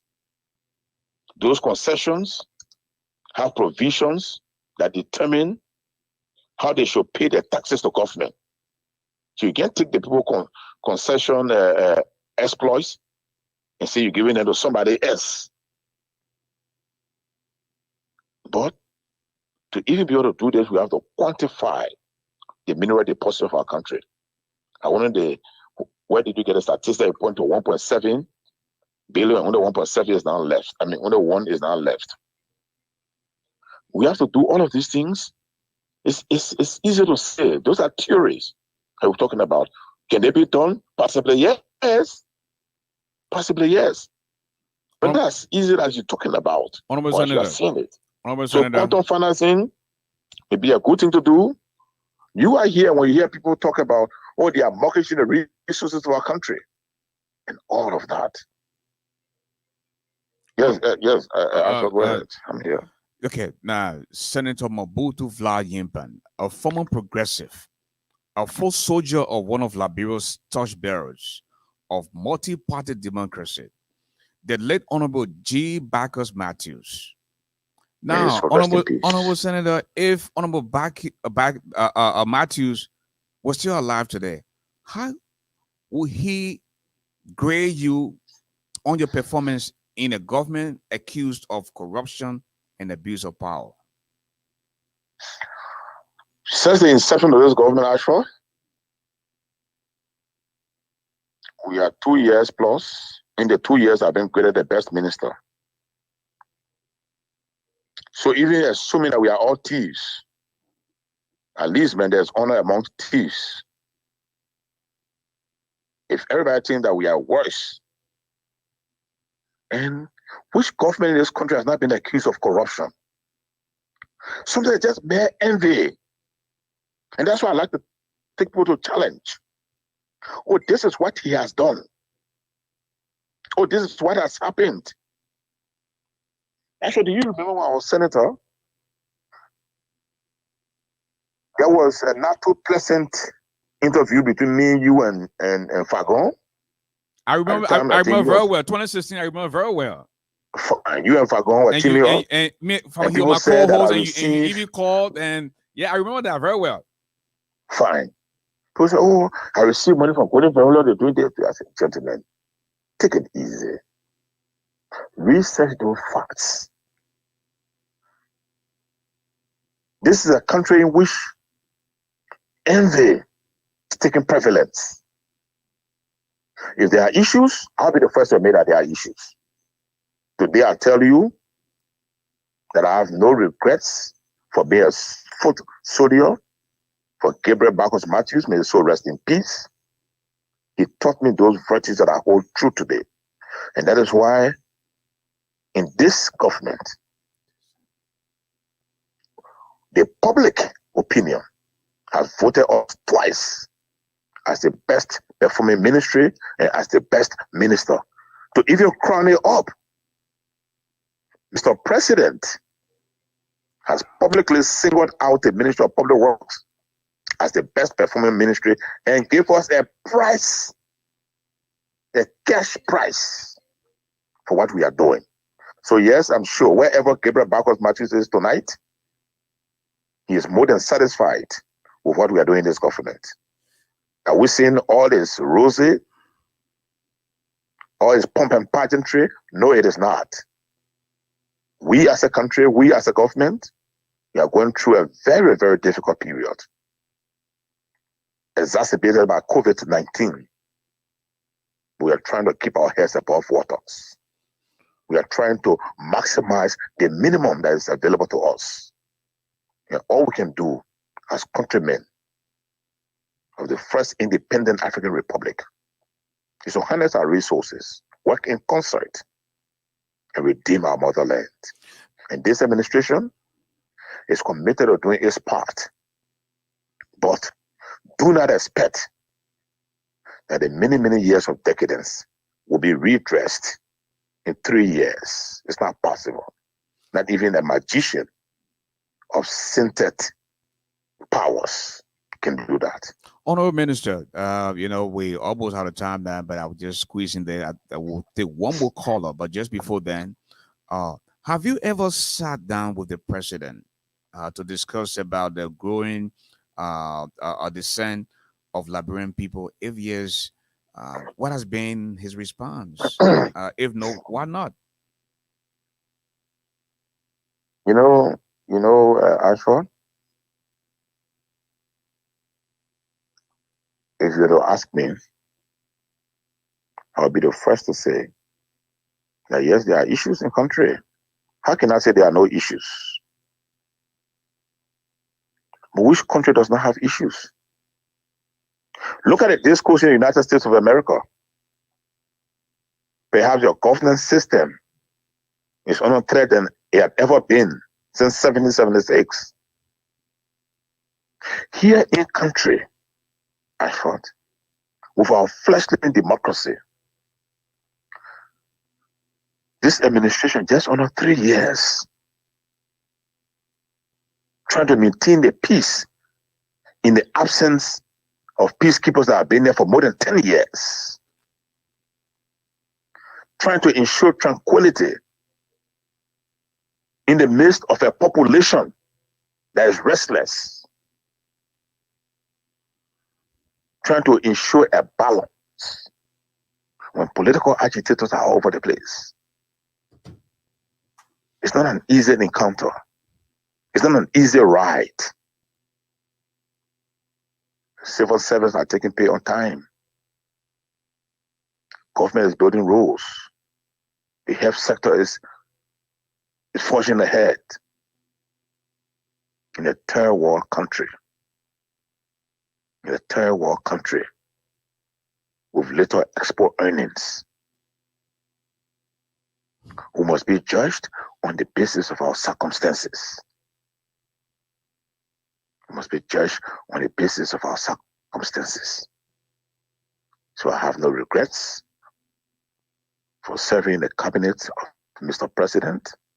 Mr. President means well, and I can speak to that, especially as Minister of Infrastructure, Minister of Public Works. Okay, and Mr. Minister, I want to say a big thank you to you for taking up time, 2 hours, and your man that is not shed of words. And again, this platform is available at any time, just we'll be able to give you the platform. We want to speak to your people, because I think it is necessary that all of you come here to speak to your people so that you can have firsthand information, even though that a lot of folks who disagree with your explanation. But again, that's just who we are. We can't agree on everything.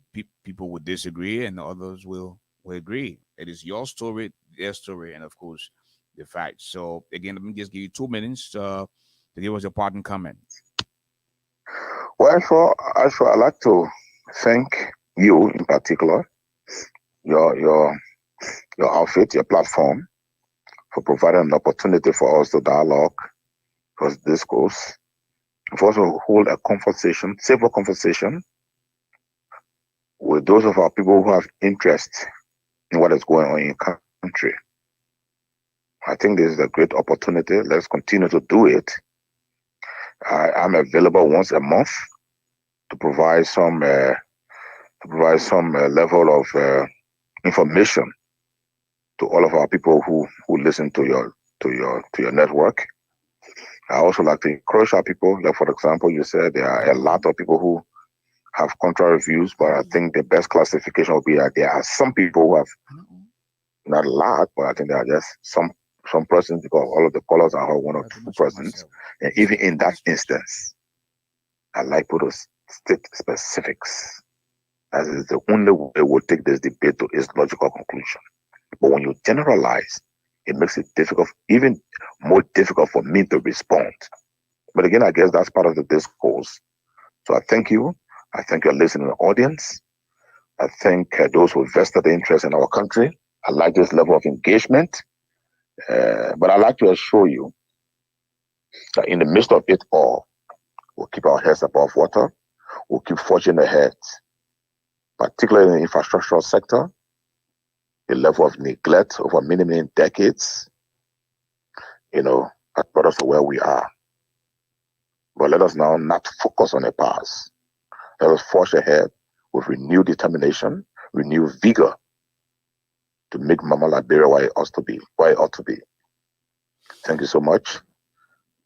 And thank you to all of the stakeholders who've been following us. Thank you. And God bless Mama Liberia. Again, thank you so much, folks. That's all the time we'll have to be with you tonight. God willing, we'll be here tomorrow, and we'll have Mr. Monsieur Pade as our special guest tomorrow. And with that said, I want to say a big thank you to the Honorable Minister, a big thank you to our strategists, our producers, executive producers, and of course our board for giving us the opportunity to be here every night. With that said, please allow me to borrow the wordings of the wise man. Tough times don't last, tough people do. The heart of a man is never known until he rises, and there's no second chance to make that first impression. Don't see okra and swallow bone, because you can't hide your nakedness from beef and bucket. When God bless you, don't see that medicine. When white men know you friend black man. This has been yours truly. The medicine of the microphone, the golden voice of Liberia. Have a good night.